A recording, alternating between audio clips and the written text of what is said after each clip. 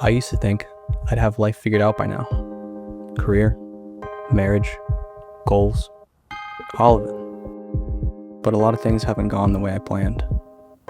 Still, I wake up, I pack the lunches, I go to work, I try to be present. Some days, I feel hopeful. Other days, I just feel stuck. Even in the quiet, I wonder if something's shifting. In the meantime, I'm caught between who I was and who I'm becoming. But what if I never quite figure it all out?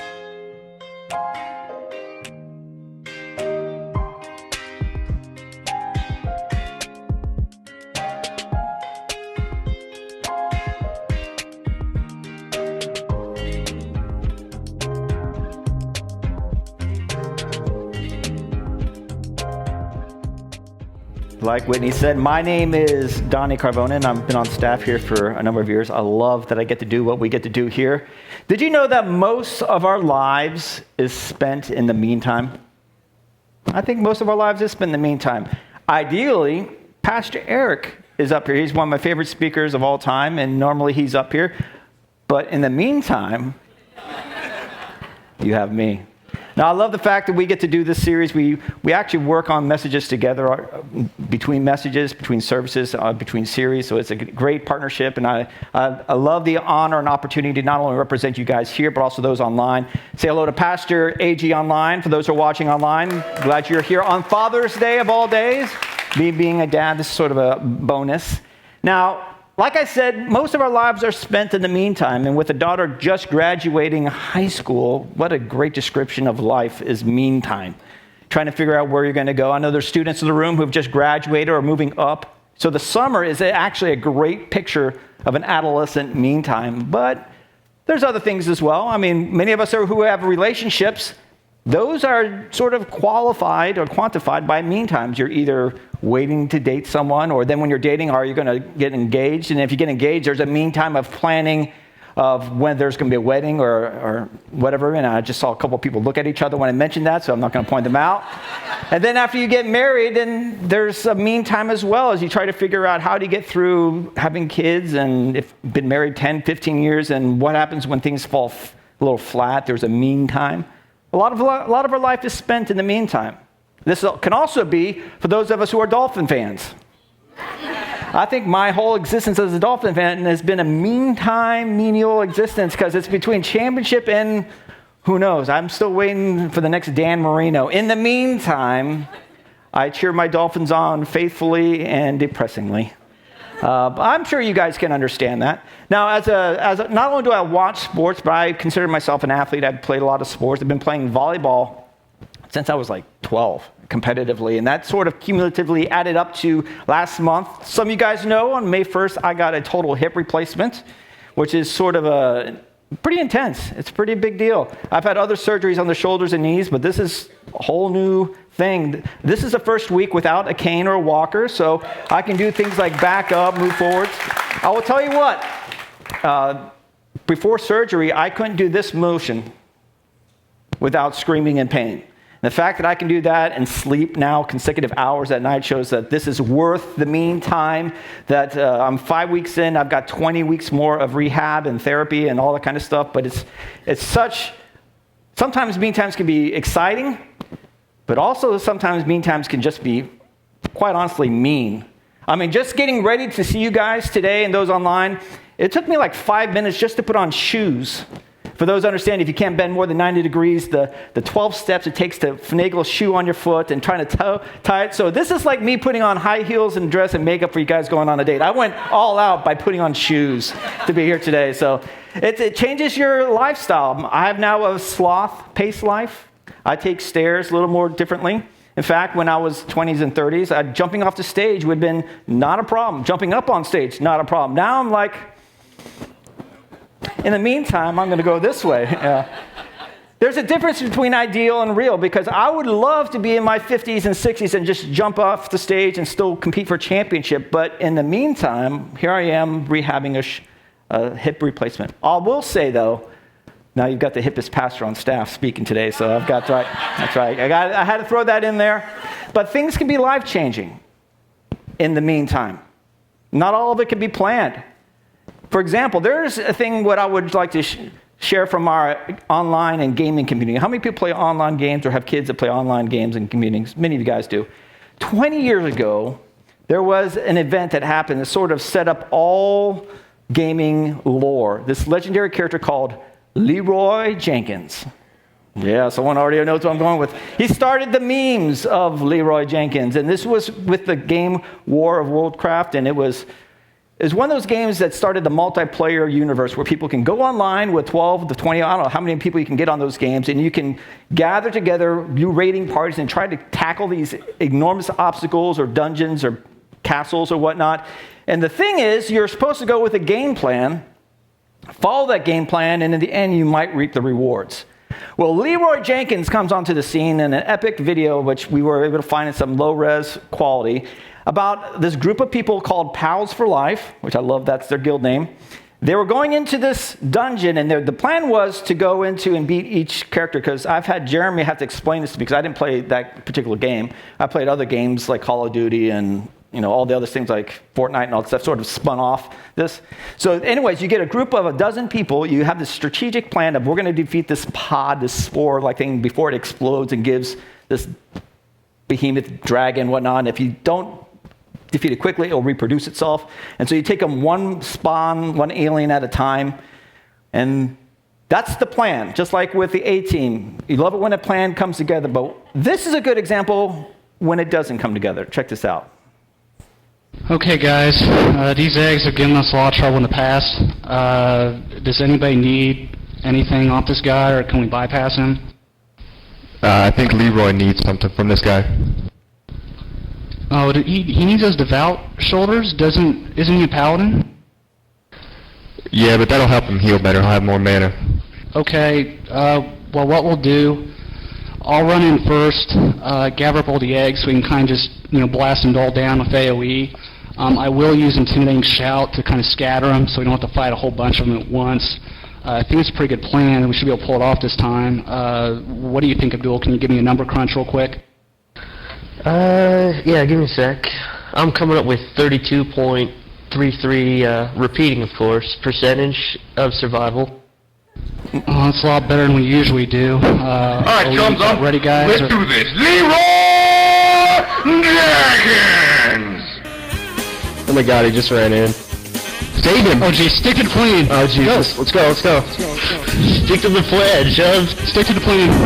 Oh, gee. Oh. Give me divine intervention. Hurry up. Oh my god. The eggs keep spawning. More respawning. I don't think you can cast with that My god. We got him. Get off. I got it. Get off. Come on, stay down. Oh my god. Oh, Spiffy, res us. Why do you do this, Leroy? I'm trying. It's not my fault. Who's Soulstone? We do have a soul stone up, don't we? Anthony, do you get Soulstones? Warlock. Oh god. Oh, for... Great job, For Christ's sake. Leroy, you were just stupid as I love that in the middle of that chaos, I hear Leroy's, "It's not my fault." Pals for life. I wonder if they're still pals for life 20 years later. That'd be an interesting thing. But that sometimes happens in the meantime. You have everything that you planned is supposed to go this way, and all of a sudden, your neighbor becomes a Leroy Jenkins, or your boss becomes a Leroy Jenkins. Throws a big fat monkey wrench into life. But that's sort of the truth between living between the real and ideal is, in the meantime, it can get messy. Now, growing up in church, some of you guys may have heard this old Christian song, "This little light of mine, I'm going to let it..." Oh, good. You Sunday school people. Nice. See, we are called to be a light, and we've heard that example a lot in church, especially in the kids' culture, and that's the ideal. And in fact, that's what we want to happen for Shoreline, is to be the light in this community. But in the real world, our messy and complicated real world, being a light isn't as easy as just flipping on a switch. Maybe you didn't grow up in church. Maybe this wasn't some of your norms, but maybe you've had parents or grandparents or a boss. They've put these unrealistic or high expectations on you. You need to perform. You need to do this, the other. So in the meantime, waiting to get to that high level of achievement, you are now here. Maybe you feel alone. And if you're in the meantime and you feel alone, you feel perplexed on what your next step is, I want to let you guys know you're not really alone. Because actually we've learned and observed that most of the Bible is spent in the meantime. If you think about it. Well, let me give you a glimpse of the Bible in, say, 90 seconds. In Genesis 1:1, God said, "Let there be," very good, and there was light. We know at the end there's going to be revelation. In Genesis it starts. And so we read from Old Testament prophets and speakers like Moses and David and kings and stuff like that about the nature of who God is. And we read this from King David. He recorded saying this in 2 Samuel. He says, "You, Lord, are my lamp. The Lord turns my darkness into light." And he becomes sort of a beacon of light, of someone, a character we study. In fact, just a sneak peek, in a couple of weeks, we're going to be doing this really cool David series that you're going to love. Eric is really excited about it. But David starts pointing towards the light. And then all of a sudden, not only the prophets in the Old Testament, we've got prophets in the New Testament like John the Baptist, and then even the disciples, they start talking about who Jesus is. And in John 1:4, John would write in his gospel, "In him was life. And that life would be the light to the world." Boom. That's pretty cool. Yeah? And so Jesus would do a little head fake because they thought everything was going to happen right then and there. But then all of a sudden he gives his life as an example of that light and rises from the dead 3 days later. Starts then to commission the disciples and all those who would be following in his name and saying, "Hey, now you go into all the world and preach the gospel." In fact, Matthew would record his statement in 5:13. It says, "Now you are the light," talking about the disciples, talking about you and I. And all throughout history, we've heard examples of like Martin Luther King and great people who've done a lot of things, and they became lights and examples in the story. But then here we stand between what John would call revelation, boom, that God is going to be the light. In Revelation 22:5, it says, "There will be no more darkness. The Lord God will be their light." And so between Revelation and the Great Commission, we stand somewhere around here. And we're supposed to be the light. Now, in fact, just like that phone call, we're in the meantime waiting for something to happen.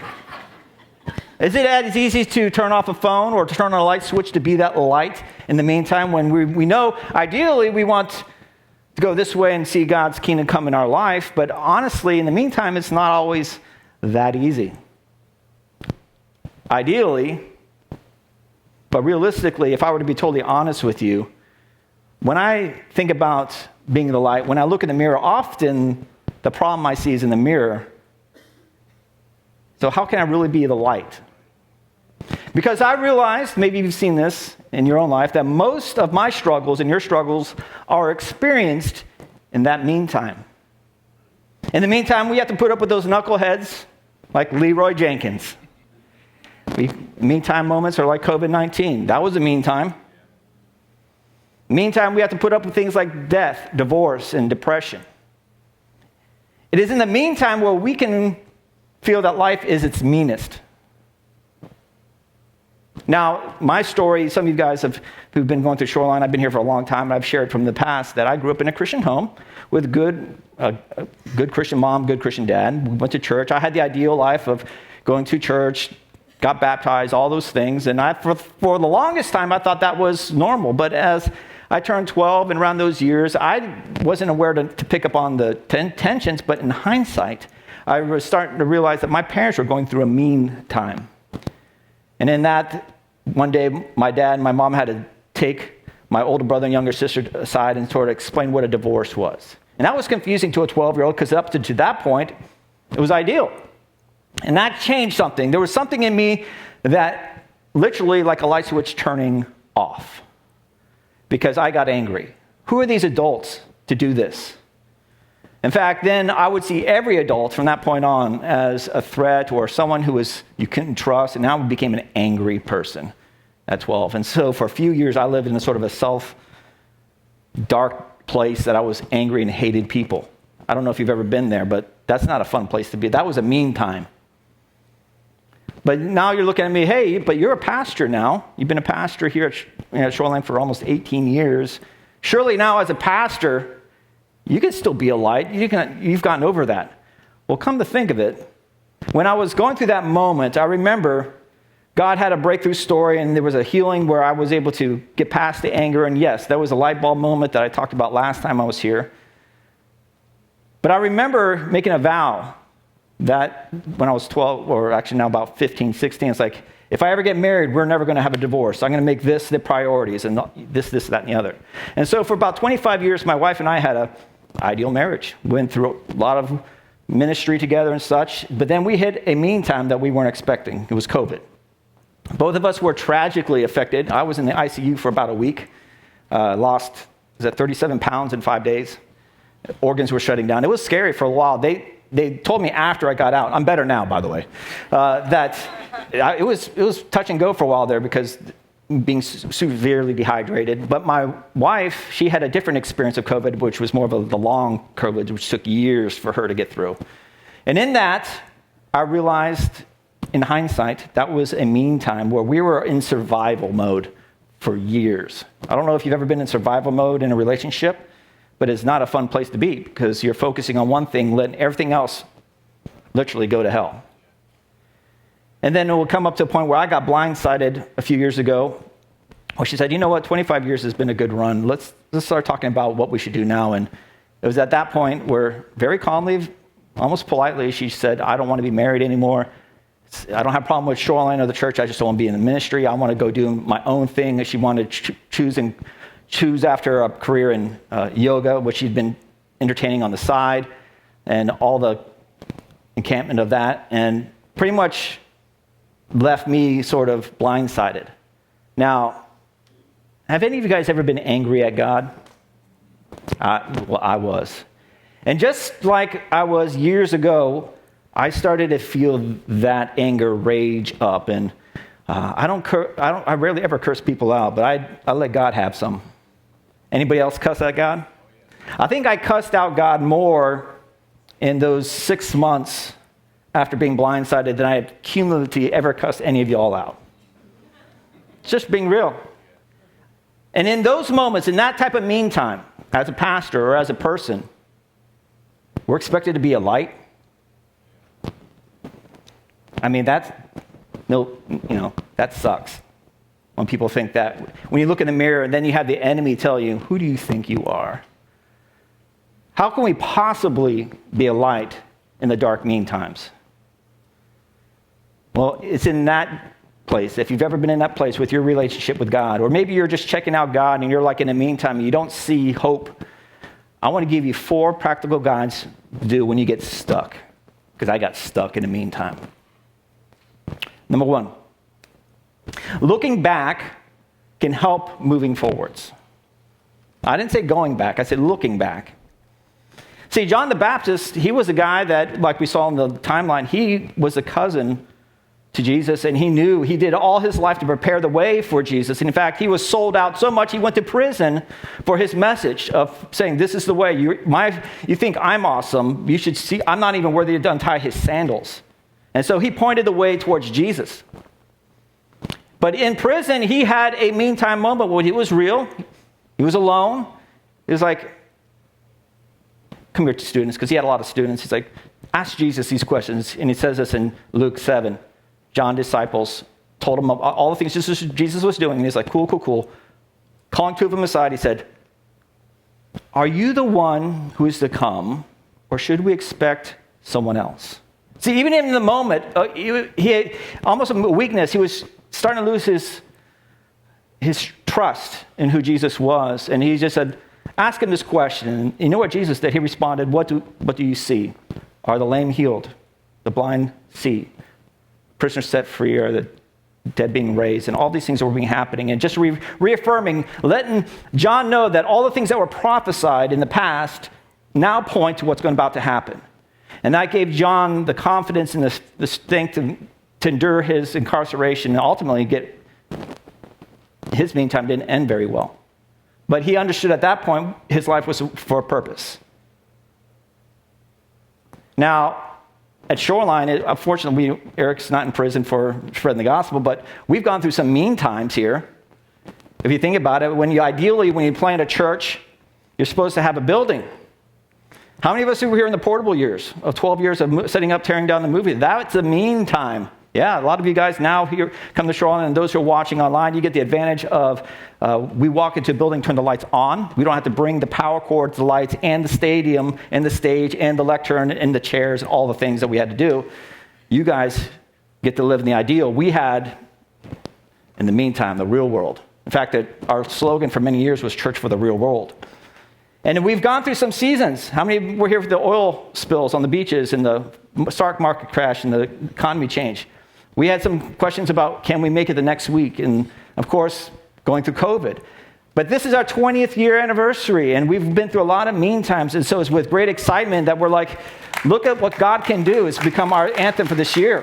And so even though in the current circumstances with the economy being tough and political people fighting and all this kind of stuff, we can look back at the history where God has brought us with staff changes, with everything that we've gone through, and we can forecast forward what's the next future, and I can trust the God who's been there is going to continue to be there. Now, in my own life, I've been through this process with the church, but as I explained, I had my own set of mean time moments. I mean, God radically changed an angry kid who would be caught, well, I never got caught, but breaking into people's houses with friends, getting kicked out of school, getting suspended, all these things that were a result of me aggravating out my meantime excuses, that he was able to change it literally overnight, turning off the rage and savagery that I had for people and understanding how God sees people. That was a light bulb moment. I can't deny that sovereignty miracle. Then seeing in ministry miracles and all the stuff that we've seen in literal healings and miracles, all the way up into Shoreline, and to have this moment now being blindsided, am I to turn my back on all these factual events that I've lived through, the scars that I've been going through, and step away from ministry? I mean, people are going to look at you differently. Staff is going to treat you differently. How are you going to walk without a limp now in ministry, both literally and figuratively, when you start talking about marriage and separations? So, looking back can help you, give you the courage to say, that's where God has brought me. Do I have the courage to take that extra step? And maybe some of you have found this message online, or you've come here on Sunday and you don't think this is an accident. You just think, wow, this is what I need to hear. But maybe God has been putting breadcrumbs and landmark decisions in your life that you've come to this point, this such a time, that maybe God wants to have a light bulb moment with you, and it's not by accident. And it's my prayer that you respond with being a light. Point number 2, practical guides when stuck in the meantime. Not only should we look back, that can help moving forwards, but we can open our hands when everybody else is closing theirs. I saw this come to life in real time during COVID. When all the churches would shut down, we were closed down here for a couple of weeks with no promise of when we're going to open the doors. I remember getting our staff together, and we were starting to talk about what are we going to do? I mean, how are we going to function? I know there's people that continue to give, but this is not how you do church. Church is when you get together. You know, online was a new thing where people would watch online, but it wasn't a community that people wanted. And so we were closed for a couple of weeks, but we decided to do something a little risky, and we said, you know what? Instead of closing our hands and fists with finances, let's give. And this is where Grub Club and Church for Crab Island came to life, where we would go out and we just bless people who are struggling, giving free lunches, giving aid to wherever we can. And then people started seeing us with our open hands and said, I want to give to that, because that's life. Because there's enough people being tense and tension, and that's not the answer. That's what everyone was getting, like the turtle reflex. No, we went out and said, let's do love with irrational generosity. And that's sort of birth where Shoreline is now. We've seen that type of happens in our culture today, where we're talking about having a summer of grace. I still see people clenching their hands in political fury, worldwide fury. What if we were known for the church to not clench our hands and find ways to love people with no strings attached? Give them grace when we want to throw hands, when in fact we should open them, and find ways of just irrational love and grace. Wouldn't that change our world and our community? We saw something happen in Genesis, and when we were talking about the Bible, how Joseph was able to come to power, and he lived through a lot of mean times. He didn't have the ideal childhood. He was one of the youngest of his 12 siblings, and his family, his kids, his brothers, beat him up and threw him in a well, and they were going to kill him, but they decided, let's make some money off of it. They sold him on eBay to this traveling band of merchants. So he was a slave. Then he was put in prison. And it wasn't until years later that becomes the great story. The ideal becomes what he was promised when he was a kid, that he would be a leader. But he had a lot of mean time.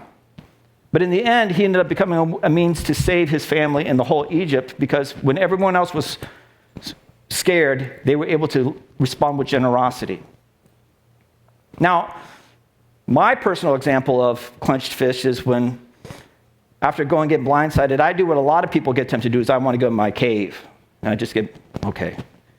And I could hear, just like the ice cream truck circling the neighborhood, the anger ice cream truck, just making that melody. I was like, oh, I know that flavor.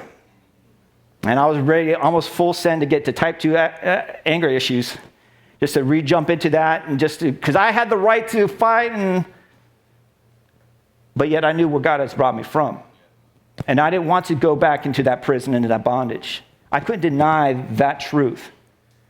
So instead of getting locked up in my own house, I found the council of friends. I went out to the beach. How many people find relaxing time at the beach? Except when it's crazy 4th of July, yeah.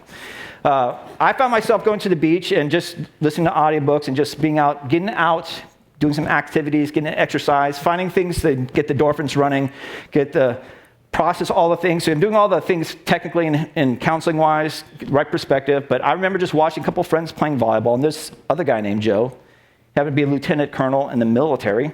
And I think he saw another guy who was going through a hard time because I was shut down. I was just watching, and I'd have people ask me, why don't you come play? Why don't you come play? And I was just, just let me be. I had one of those let me be moments. Let me be. But he was one of those guys who was like the legend on the court. You know, he's a couple years older than I am.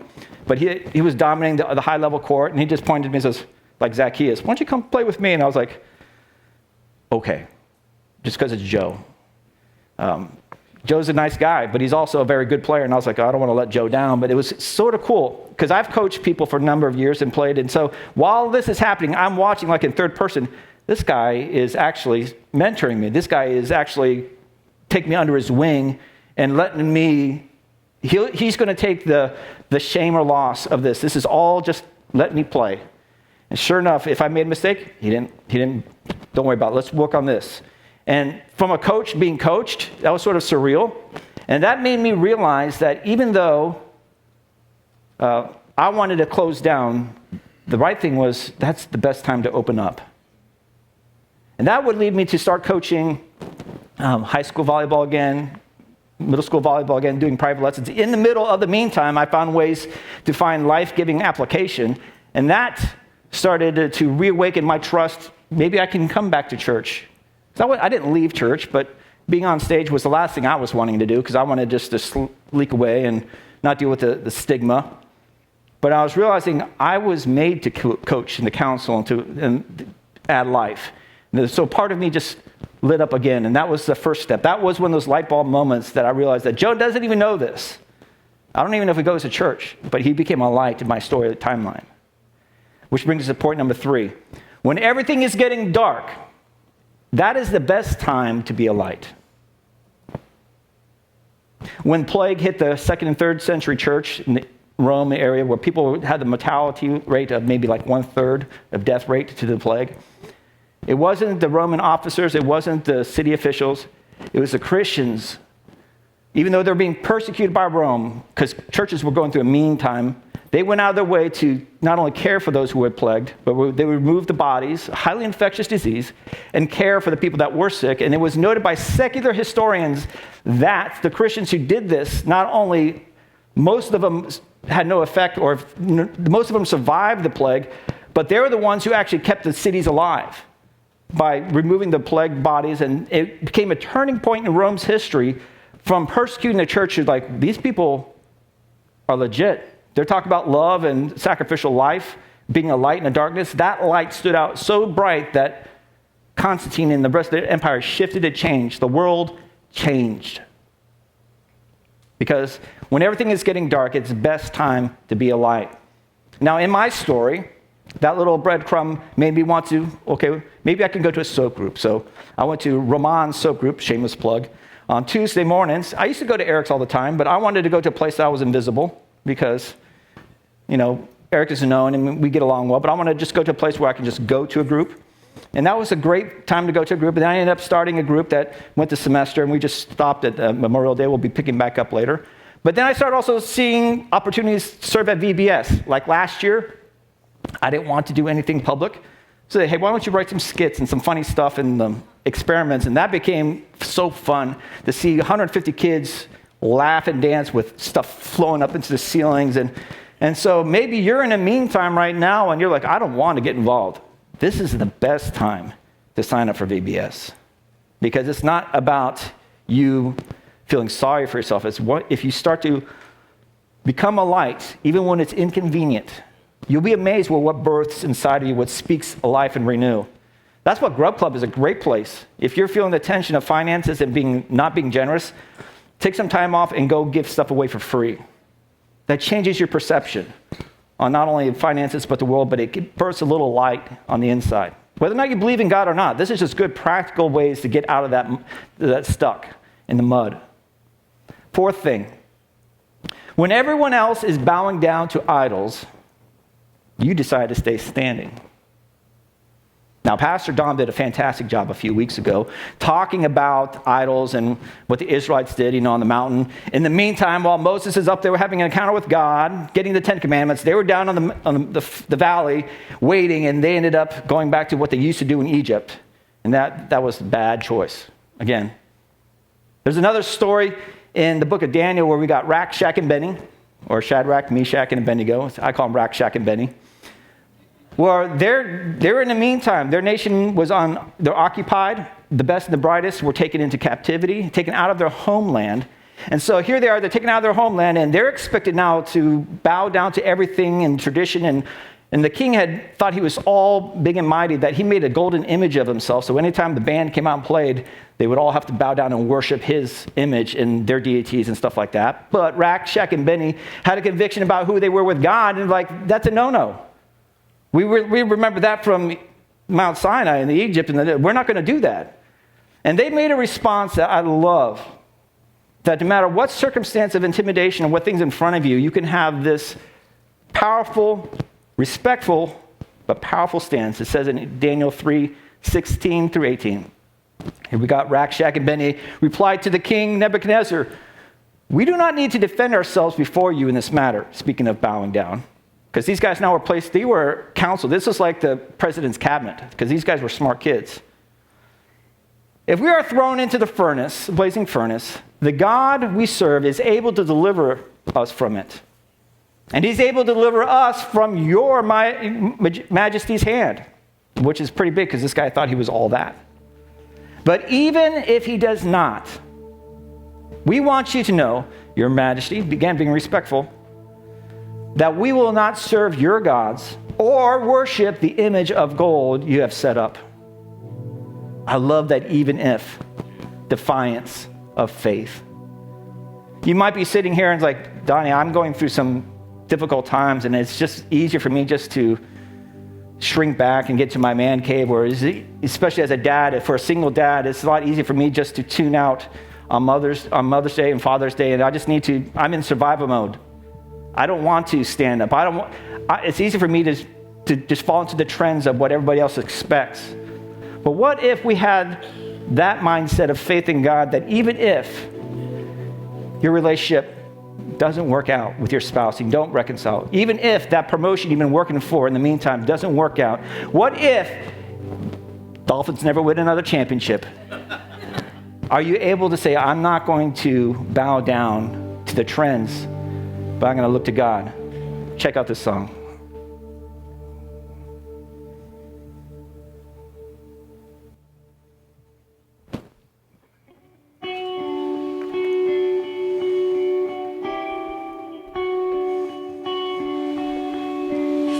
They say sometimes you win some, sometimes you lose some. And right now I'm losing bad. Stood on this stage night after night, reminding the broken it'll be alright. But right now, oh right now, I just can't. It's easy to see when there's nothing to bring me down. But what will I say when I'm held to the flame like I am right now? I know you're able and I know you can save through the fire with your mighty hand. But even if you don't, my hope is you alone. They say it only takes a little faith to move a mountain. Good thing, a little faith is all I have right now. But God, when you choose to leave mountains unmovable, oh, give me the strength to be able to sing. It is well with my soul. I know you're able and I know you can save through the fire with your mighty hands. But even if you don't, my hope is you alone.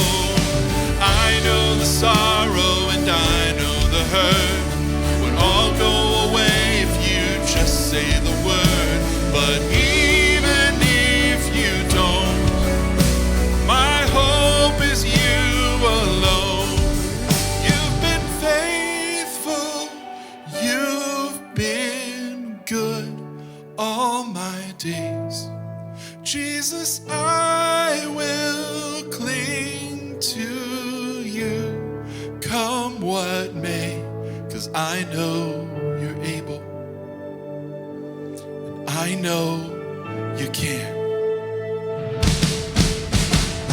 I know you're able, and I know you can save through the fire with your mighty hand. But even if you don't, my hope is you alone. I know the sorrow and I know the hurt would all go away if you just say the word. But even if you don't, my hope is you alone.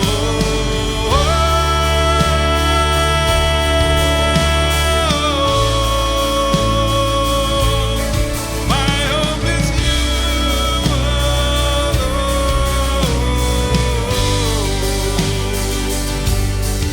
It is well with my soul. It is well, it is well with my soul.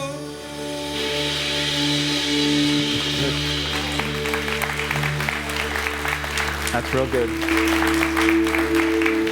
You know, just because you're in the meantime doesn't mean it's a wasted moment of life. Because you are meant to be a light in the meantime. What if this is a time where you got to be a light in someone else's storyline that totally changed their perspective of life? What if God is right now putting someone like me who's broken, who walks with a limp, both figuratively and whatever, who's standing up here and telling you, hey, if you have a limp, it doesn't matter if you have a limp, you can still be a light. You can still have a story.